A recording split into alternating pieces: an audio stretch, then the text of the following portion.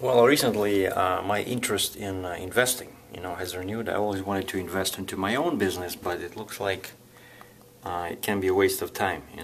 I was thinking of upgrading my trailer, right? But there's so many expenses, so I thought, I want to just read on some. I have a very good book in my truck, but it's 100 kilometers away, 1 hour, and I'm in Niagara Falls, right? So I just want to buy a book, and it's like $10, $13, and I know which one I want. I know the author.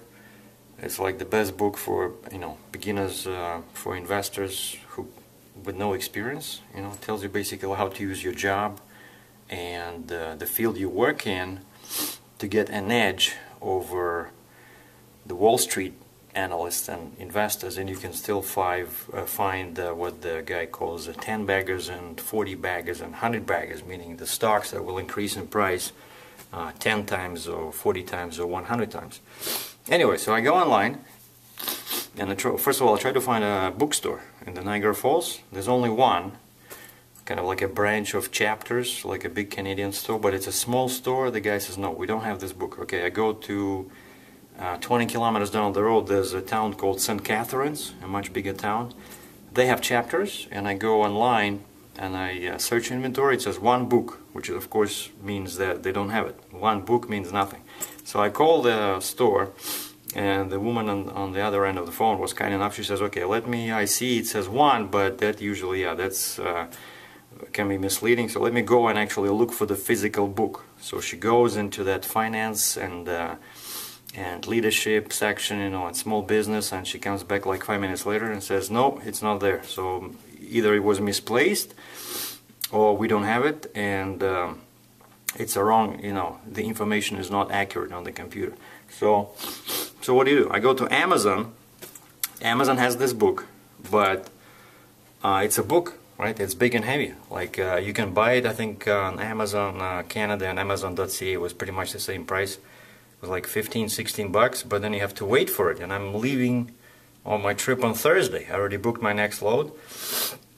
And then over there it says you can buy it as a paper book, as a hardcover book, or you can buy it as a Kindle ebook. What? And it's like $1 cheaper. So I click on that. And yeah, and it's an ebook that you can download immediately. But of course, to read that's a proprietary format. So to read that Kindle thing, you need the actual Kindle, the e-reader. So what? I started doing research. Maybe I should just get an iPad because I wanted to do that. But turns out these e-readers, they're much better. They're much easier on the eyes because they use different technology. There's no light reflection, so your eyes, you can read forever. Plus, their battery lasts like 1 month. And I found this one. I found a small reader, and I just bought it, and I ordered it online yesterday, and I had it shipped to my hotel, and paid 12 bucks for shipping. And this thing cost like what was it? Like in the US, I think it's like 120 bucks.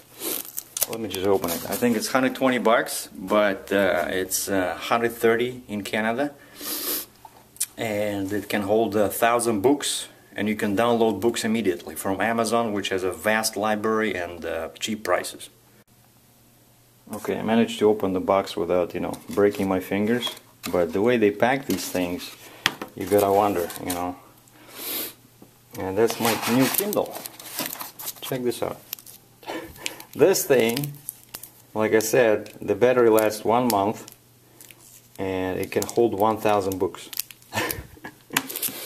And it comes with a USB cable only, so it charges from the laptop, or you can buy a separate adapter to charge it from 110 volts. But for me this is perfect, right? Because I don't have 110 volts in the truck. Well, I have an inverter, but I'm always at my laptop, so I can just plug it in when it runs out of juice. Very nicely packed, What do we have here? Yeah, that's what the model is called, Kindle Paperwhite. I think that's the manual.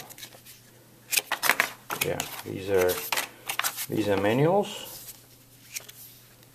because you need instructions on how to use this thing. So no more paper books for me. I connected the device to my laptop via that USB cable. Hooks in here.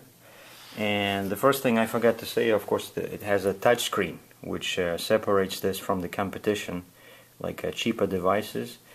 And when I plugged it in by itself, it started the setup process. Basically, all I had to do was choose the language, and it supports, I think, like 10 languages, besides English. So I chose English US, and then it says create your account to use existing account. I punched in my Amazon account, like email address and my password. Linked it to my Twitter account, so each time now I buy a book, it'll be there'll be a tweet, hey, I just bought a book, and with the name and of the author and the book style, and that's what it looks like. I know, and you can change the fonts, you can use the light.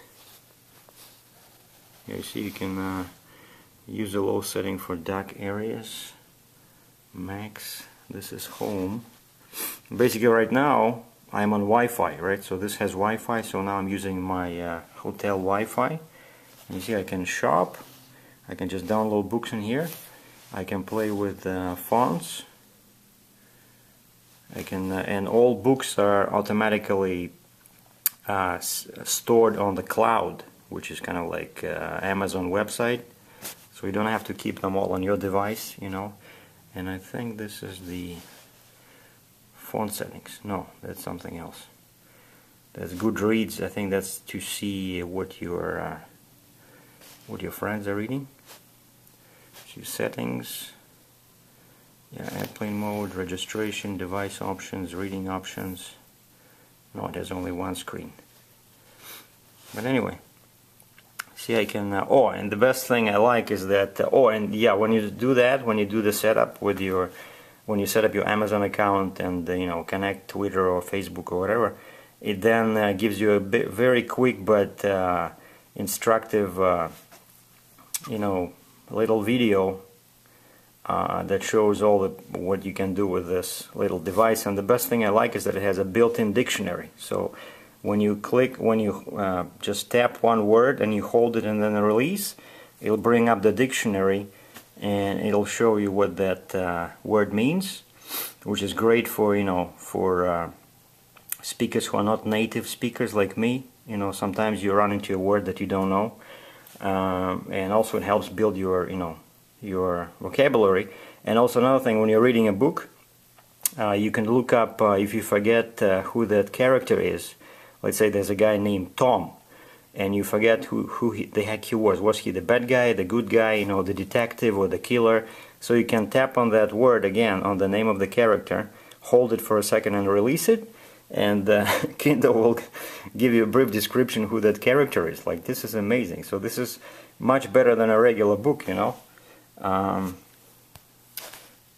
And this is, you see, getting started. Oh, actually it gives me, it's kind of like a how-to guide.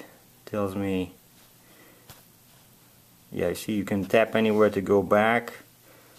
I don't know. Now I just want to buy that book so I can read it, a book about stock investing. But yeah, so welcome to the 21st century. This is the way to read books.